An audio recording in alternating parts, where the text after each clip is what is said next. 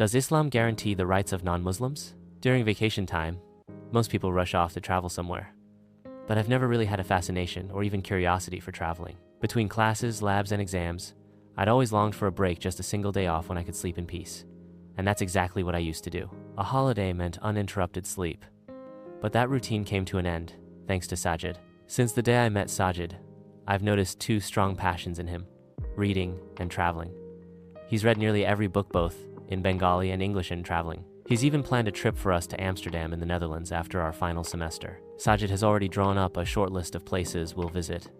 The Anne Frank House, made famous by The Diary of a Young Girl, the world's only floating flower market, Blumenmarkt, Tuschinski Theater, Dam Square, and several other iconic spots. According to Sajid, Allah, the Almighty, has adorned this earth with such beauty so that humans may witness it during their leisure and experience spiritual joy. Otherwise, why would a single flower petal be designed with such intricate elegance? To us, the highest standard of beauty is Jannah, paradise. Sajid says that to help us grasp that ultimate beauty, Allah uses common earthly metaphors like gardens and streams that are within our reach. We can see them anytime we like. Perhaps the reason for these metaphors is to allow us to admire these earthly beauties and think, if these are so mesmerizing, how beautiful must paradise be? Allah wants us to travel, to observe, to reflect, to understand. Whenever we talk about this, Sajid quotes famous philosophers and Quranic verses on travel. For those of us who consider traveling a waste of time and money and prefer locking our doors and sleeping through holidays, there's not much we can say except sigh in silent regret. We were returning from Rajshahi after attending a wedding Sajid's cousins. The trip was a mix of wedding feasts and a visit to the ancient site of Mahastangar. In literary terms, it was like seeing the chariot and selling bananas at the same time. It was a night train. After 3 days on the road, we were heading home. I was exhausted. Just the thought of lying in bed made me feel sleepy. I glanced at Sajid. He was sitting right beside me, wide awake and energetic. Honestly, he looked like he could run 500 meters if asked, and he'd do it with a smile. Across from us, directly in front of Sajid, sat a middle-aged gentleman. His beard and hair were dyed a deep red with henna, making it hard to guess his age. He seemed to be a stylish man. Those kinds of people usually dye their beards. My grandfather, who had served in the British-era government, used to do the same every month. We even had a huge henna tree in our yard. My grandmother claimed that 2/3 of its leaves went to him. Even a month before he passed, he had dyed his beard. Anyway, this gentleman was flipping through an English lifestyle magazine, Lifestyle. Maybe that's where he learned the henna trick. I needed sleep desperately, but the sound and rattle of the train had banished all drowsiness. Sajid, as always, was engrossed in a book. The title, There Is a God: How the World's Most Notorious Atheist Changed His Mind. It was written by a famous British philosopher who had once been a staunch atheist before having a change of heart and creating a stir with this book. As Sajid read, I just sat there yawning and nodding off. Soon the gentleman in front of us broke the silence. He opened a bag of chips and offered it to me, saying, "Please take one."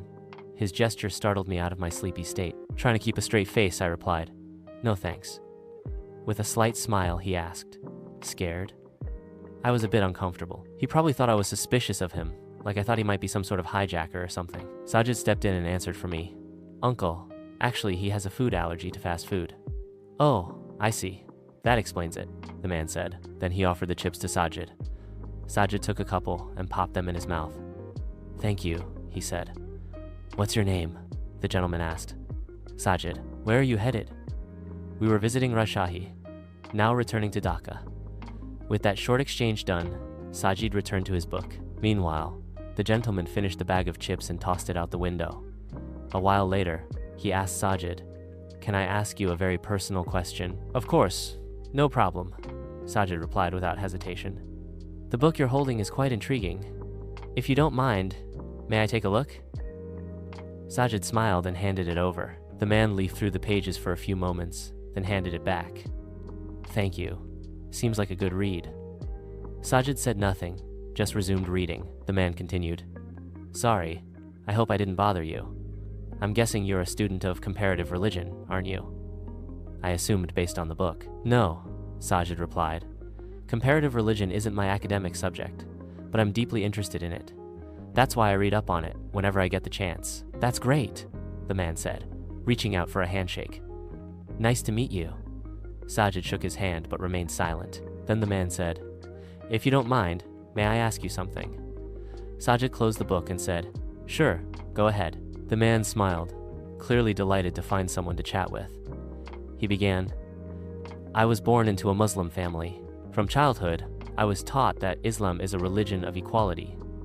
But as I grew older, a lot of questions started bubbling up in my mind. I don't reject religion or God, and I have no real objections to Islam either. Still, sometimes I wonder, does Islam really protect the rights and freedoms of non-Muslims? Why do I ask? Well, I've worked and lived among many non-Muslims in both personal and professional settings.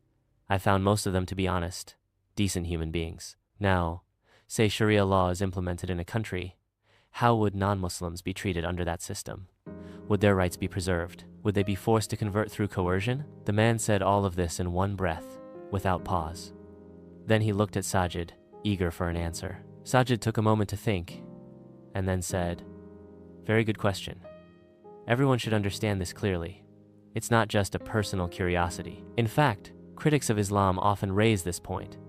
They claim that Sharia law violates the rights of non-Muslims or forces conversions through compulsion." Whatever trace of sleep I still had vanished. I sat up straight, eager to hear the rest of their conversation. A cool breeze slipped in through the train window, sending a gentle shiver through me. The man turned to Sajid and asked again, "What did you say your name was?" Sajid repeated his name clearly. Then he turned to me and asked, "And yours?" "Arif," I replied. "Great. Shall we begin then?" The train sped forward, slicing through the darkness like a line from a Shamsur Rahman poem, clattering over station after station. The trees and people outside appeared as tiny blurs. Sajid said, "To properly understand this matter, we first need to see what the Qur'an says about it. The Qur'an states clearly, there shall be no compulsion in religion. Surah Al-Baqarah 2, 256. No force, no coercion, period." That statement is crystal clear, Sajid continued. Allah, the Most Glorious, is telling us that no one should be forced into religion. You want to practice Hinduism, Christianity? That's your choice. Islam says you absolutely can. Islam won't stand in your way. The man asked, "So if someone wants to follow another religion, I can't invite them to mine?" "Of course you can," Sajid replied. "But that's not coercion, that's sharing your belief. And Allah, in His wisdom, even showed us how to do that beautifully. The Quran says, invite to the way of your Lord with wisdom and beautiful preaching, and argue with them in ways that are best and most gracious." Surah An-Nahl 16, 125. You see, Islam gives a method. It says, invite with knowledge, with grace. And if debate is necessary, do it respectfully and with the best manners. "But isn't there a verse that says to kill the polytheists wherever you find them?" the man asked. Sajid responded, "Yes, that verse exists, but like any serious text, context is key. That verse was revealed during a time of open warfare between the Muslims and the polytheist army. The instruction was specific to that battlefield context. Think of it like this. In 1971, during the War of Independence, Bangabandhu Sheikh Mujibur Rahman declared, "We will strike them in their rice and water." It was a wartime speech meant to inspire fighters. But do we say that today? Of course not. Similarly, the Quranic verse was revealed in a very specific moment of conflict, not as a general instruction to harm non-Muslims. The man asked, "So the Quran doesn't allow fighting against minorities or innocent people?" Before Sajid could answer, I jumped in. Not at all. In fact, when that verse was revealed, the Muslims were the minority, not the polytheists. Exactly, Sajid said. And look what the Quran actually says.